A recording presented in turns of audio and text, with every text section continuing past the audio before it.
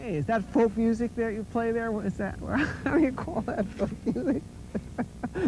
I think it was Studs Terkel who asked Big Bill Brunzi, did he consider his blues music to be folk music? And Big Bill says, well, never heard no horses.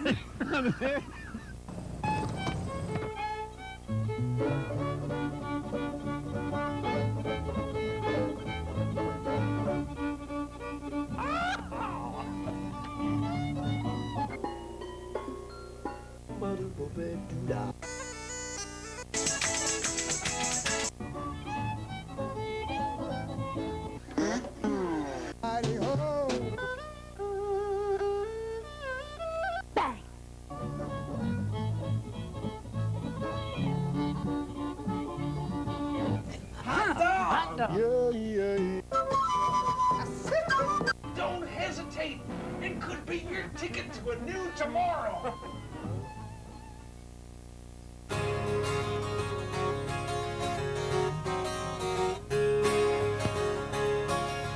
Birds in the trees, birds in the air, birds in the garden singing everywhere, and all its creatures make a joyful noise. All its creatures make a joyful noise. Dogs on the sofa, dogs in the park, knock on the door, how they love to bark, and all its creatures make a joyful noise.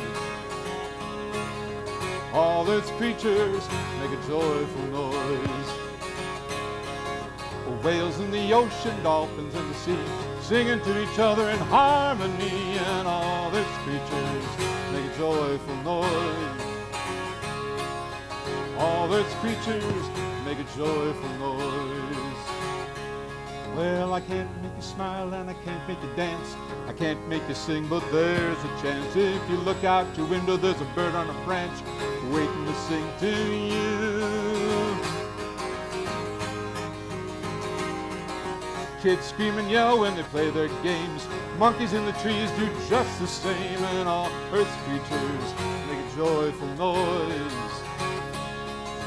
All its creatures make a joyful noise. Feel the rhythm, clap your hands, you hear the music, now you understand why all its creatures make a joyful noise. All its creatures make a joyful noise. All its creatures make a joyful noise. All its creatures make a joyful noise.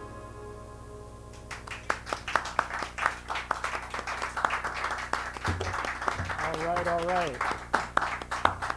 The show is Horses Sing None of It. My name is Ralph Litwin, and our guest today is internationally known singer and storyteller Dan Keding. Nice to be here, Ralph. Thank you Nice so much. to have you here to entertain us. Thank you. Thank you.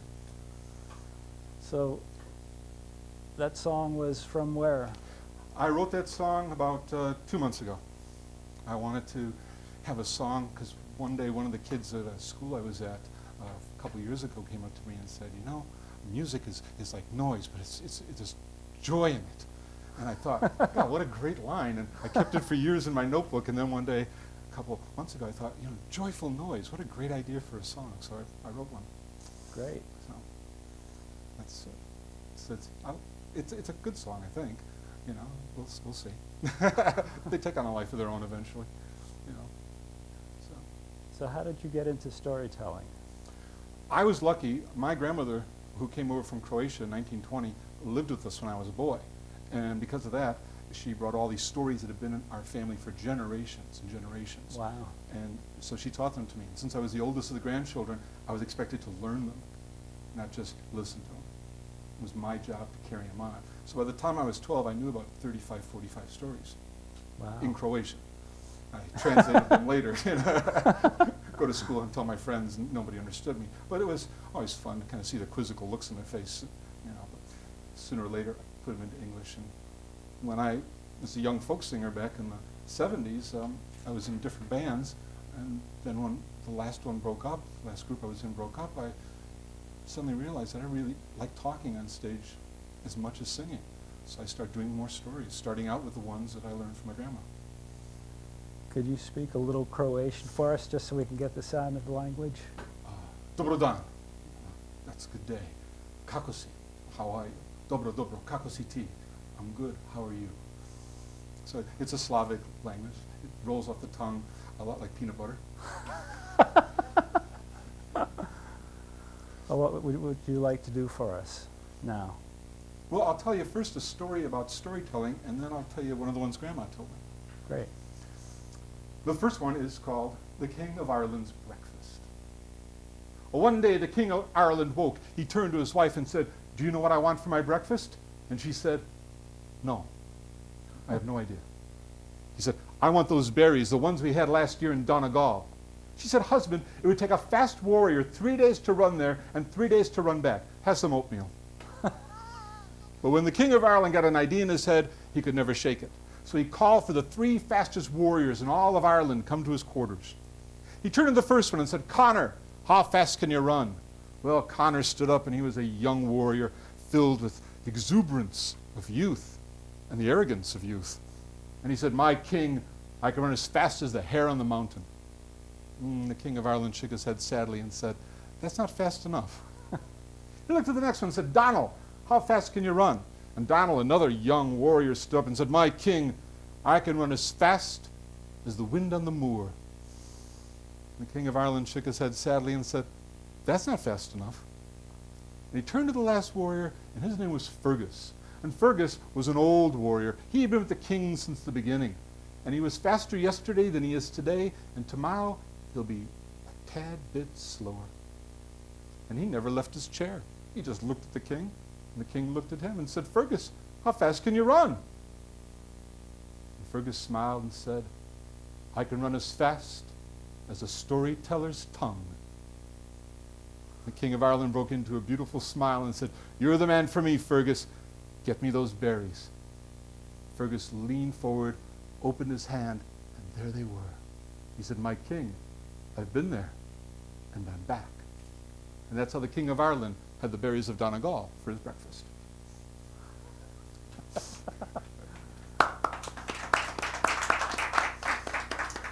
Stories about storytelling are always a lot of fun.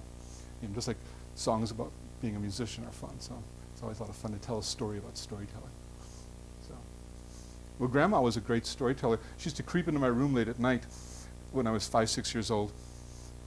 And she would sit at the edge of my bed, and in this thick accent, well, she would probably speak Croatian most of the time, but even when she spoke English, she had a very thick Eastern European accent. She'd go, "Do you want to hear a ghost story?" And I'd go, "No." You know, I mean, I was already growing up with the garlic by the side of the bed and the rosary hanging off the edge of the bedstead. So, I was already just covered in superstition, so I didn't need any more. And she'd go, "That's too bad, I'm going to tell you one anyway." And she would tell me the most gruesome ghost stories. I mean, I don't tell any of them on stage to this day. And I'd be lying there like this with the covers up to my chin. And then she'd finish and she'd say, "Good night." And she'd leave and turn off the light and close the door. And I'd lie there like this. I mean, I was asleep with my eyes open. And she'd look in on me later on. Years later, I asked her, "Why'd you tell me those horrible stories?" And she said, "Are you afraid of ghosts?" I said, "No. How could anything be worse than those stories?" And she said, "You see, when you become familiar with something, you're not afraid anymore." The old world, Well, I'll tell you one of the stories she used to tell me. When I was a kid, I learned the stories on one level, like we learn songs on one level, and then you become an adult and everything clicks and you go, "Oh, that's what it's about." I thought, I didn't know it was about that. I thought it was about this. So here's a story she used to tell me when I was a boy. Once there was a man who had the worst luck of anyone in the world. He was a farmer. One year there was a drought, the next year there was a flood. One year, he finally made some money, but the king raised his taxes. The house burned down, the barn burned down. There was a blight on the fruit. The hens stopped laying eggs. The cows stopped giving milk. He could never get ahead. And one day he was walking at the edge of his field. He sat down on a big rock, and he just started to moan. "Why me? Why does everything happen to me?" And just then this creature jumped out from the forest. Tall, with long arms, long fingers. It had stringy black hair with things crawling in and out of it.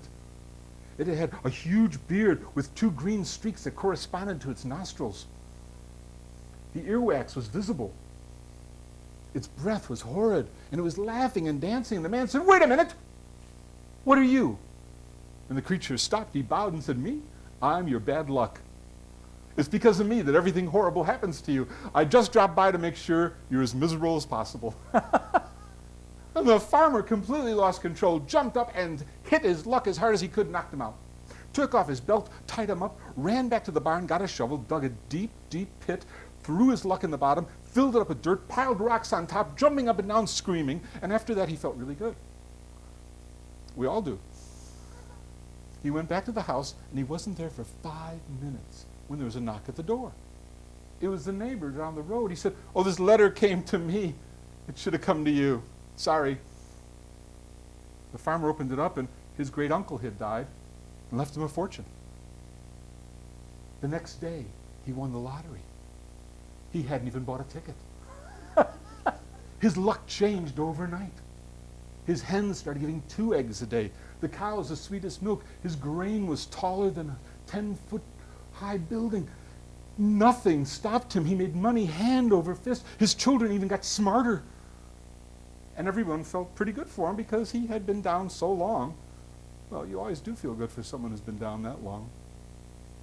He went from being the poorest man in the county to being the richest.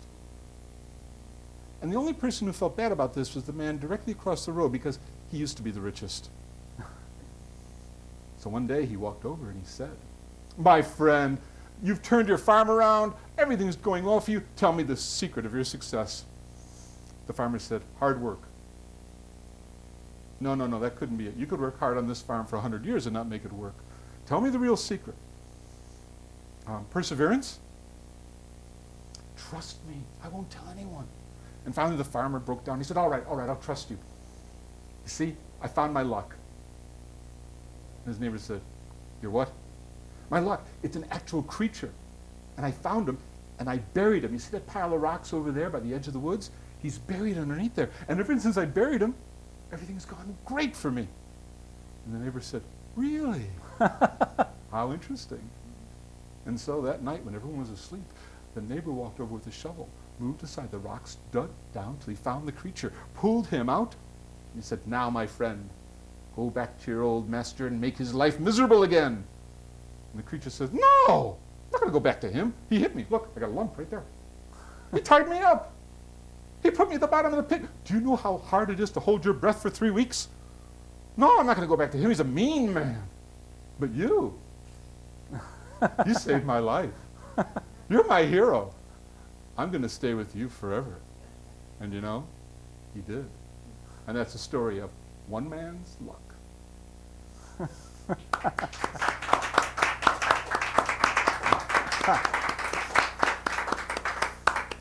Great story.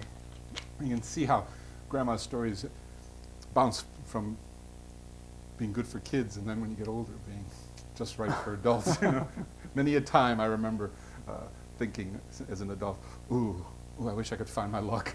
You know, and just once I'd bury him in the basement. You know. Living in Chicago, I could put him in a sewer or something. You know, get rid of him, flush him away. But it never happens.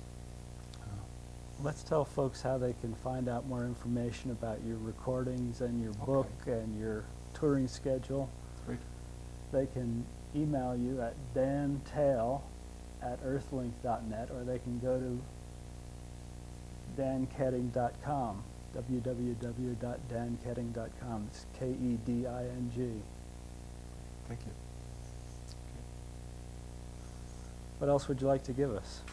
Well, I thought I'd sing you another song, and this one is, it has a traditional tune, but the words are a little different. I started out the song for several reasons. One, most places I go to, I haven't heard it here in Delaware yet, so I might be in a really, bizarre part of the country, but most people pronounce where I come from as Illinois. You know, I mean, you can walk across the street into Indiana and someone says, "Oh, you're from Illinois." And I always go, no, I'm from Illinois. Oh, that's right, Illinois. So I wanted to have a song with the word Illinois in it so people would remember how to pronounce it. And then I wanted my wife's name in it, but she goes by her middle name, and not many things that I could use in this song would rhyme with Tandy, so I had to use her first name, which is Ann. And then I wanted a song about the Civil War, about a war and how it shapes people. And this has a ghost that comes back to talk to his wife. So, So you combined all these I things. combined it all together to come up with this song. Okay. Isn't that amazing? You know, you can, I figure, you know, you can't just write a song for one reason. You know?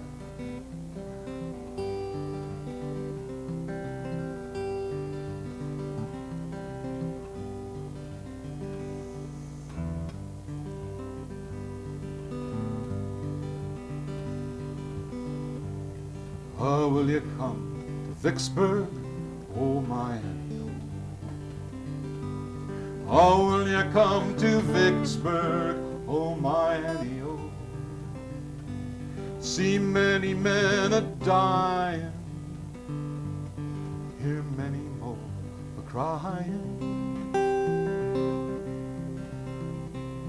Oh, will you come to Vicksburg, oh my Annie? And I'll not return to Illinois, oh my Annie, oh. I'll not return to Illinois, oh my Annie, oh. My head at rest beneath the sod, my soul now sleeps with my God.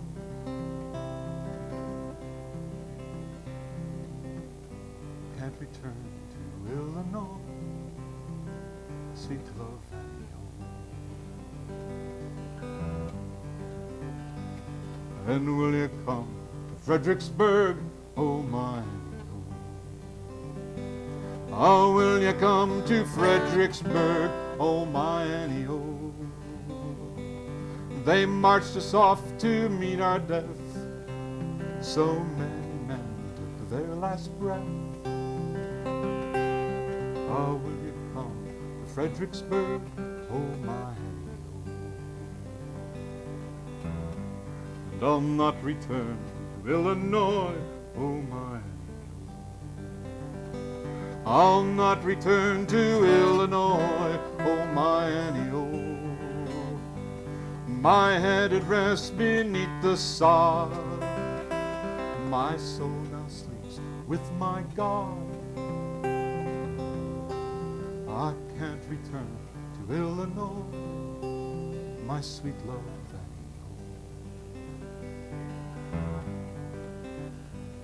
oh. And will you come to Gettysburg, oh my, oh. Oh, will you come to Gettysburg, oh my Annie, oh.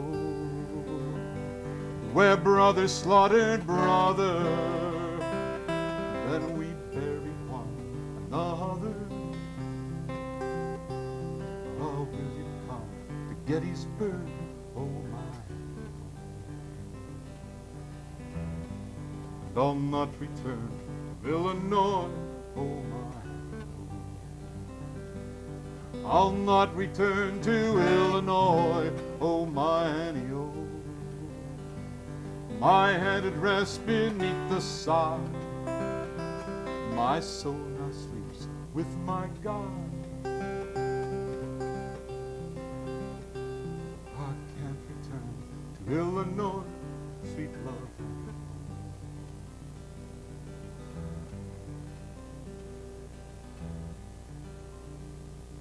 Oh, do not come to this war, sweet love.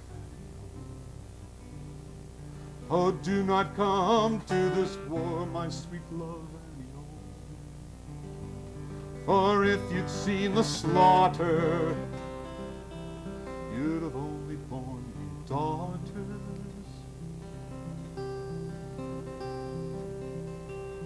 Just stay at home in Illinois, my lost love, Annie, oh.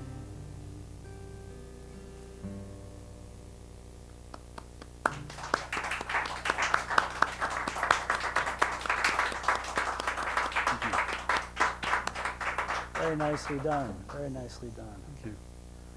Now you have been writing a regular column in Sing Out magazine for some 20 years. 20 plus years now. The storytelling column. It's great fun. And it always starts out with a little bit of a story. That's right. Sometimes it starts with a little bit of story, sometimes it ends with one. Yeah, I always try and put a tiny story in the beginning, because sometimes people forget that stories don't have to be epics. They can just be 1 or 2 minutes. And so I always try and give all the folk singers a chance to become storytellers. Give them a story they can remember. Nice short one. That's how I started. You want to hear one? Sure. This is one of my favorites. It's a Nasruddin tale. Nasruddin is the wise fool of the Muslim people. And he's like Jack is in Appalachia, to Americans, Jack Tales. Well, one day, Nasruddin's in the coffee house sipping his coffee and visiting with his friends when a young man walks up to him and says, "Mullah, I'm getting married tomorrow. Can I have your blessing?" Oh, Nasruddin said, "Of course you can. Marriage is a wonderful thing. I'm so happy for you." The young man looked at him and said, "Well, if marriage is so wonderful, why have you never married?" "Oh, I wanted to," said Nasruddin. "When I was your age, I went looking for the perfect wife. I went to Isfahan. I found a woman of grace, but we didn't have much to talk about. In Cairo, I met a woman we could talk all night, but she had very little grace. And then in Istanbul, I found her, a woman of grace. We could talk about philosophy, literature all night long. She was wonderful." The young man said, "Why didn't you marry her?" "Unfortunately for me," said Nasruddin, "she was looking for the perfect husband." That's a typical Nasruddin story. I love those stories. Oh, I love little stories like that, because there's so much wisdom in the wise fool, I have a friend who just did a show, and she did Nasruddin stories and blonde jokes, showing how blondes are the new Nasruddins of the 21st century. I don't think I would have gone that far, but it was an interesting idea. It was an interesting idea. But yeah, the wise fool is found in so many cultures, and it's such a great image. The person stumbling through life, and as they keep stumbling, they keep giving us wisdom. I think it's just a great idea. What else would you like to do for us? Well, I'll tell you the story that I wrote to go along with Annio. Great. And then maybe we can do a frog story, and have time to do a little frog song, you and I together. Great. Okay. This one's called The Two Warriors. Once a long time ago, there was a war, and two armies came together, and they fought from the time the sun rose until it began to die in the west. And at the end of the battle, there were only two warriors left, two enemies, covered in the blood and gore of battle. They were so tired they could barely lift their swords to strike each other when one man raised his shield and said, "Wait, it'll do us no honor to keep fighting like this. I say, we sleep here on the battlefield, and tomorrow, when the sun is born again in the east, we'll finish this battle, and only one of us will go home." And the other warrior agreed. And they took off their dented helmets, they sheathed their great swords, they unstrapped their shields, and they lay down among their dead comrades. But they were so weary, the weariness that comes with too much killing, that they couldn't sleep.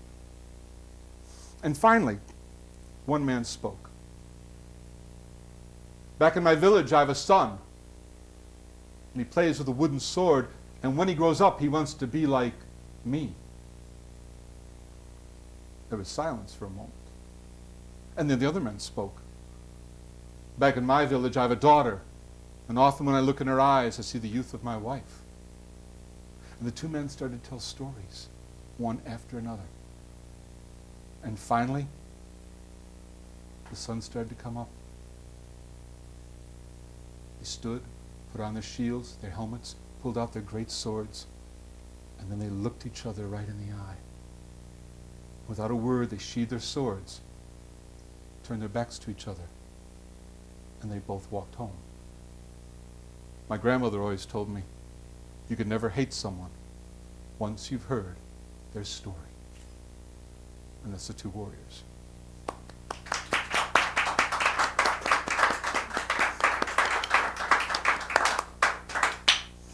Well, shall we end with a little frog song?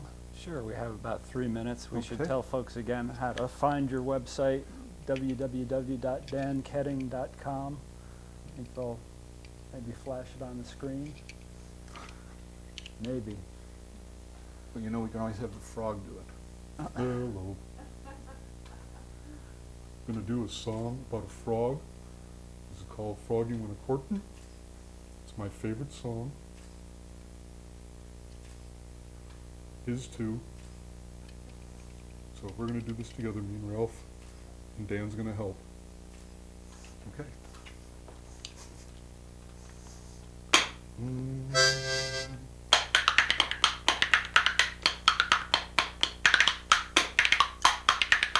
Now Froggy went a-courtin' and he did right on. Froggy went a-courtin' and he did right on. Frog went a-courtin' and he did right, and a sword and a pistol by his side on. He placed Miss Mousie on his knee, Placed Miss Mousie on his knee, Placed Miss Mousie on his knee, said Mousie, won't you marry me,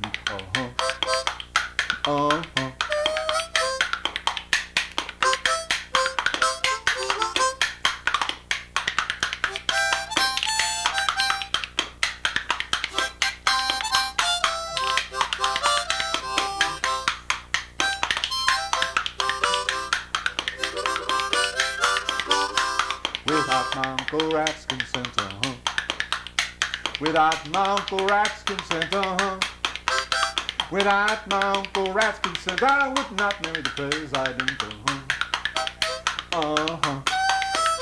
Now Racky laughed and shook his sides, Racky laughed and shook his sides, Racky laughed and shook his sides, to think his niece might be a bride,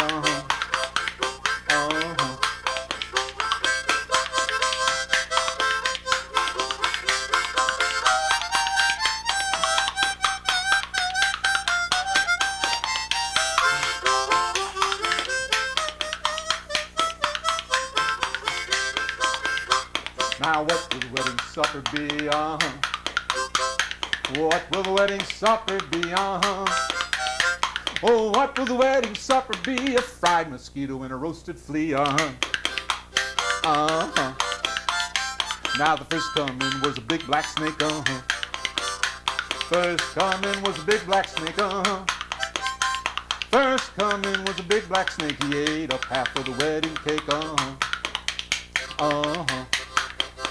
And the next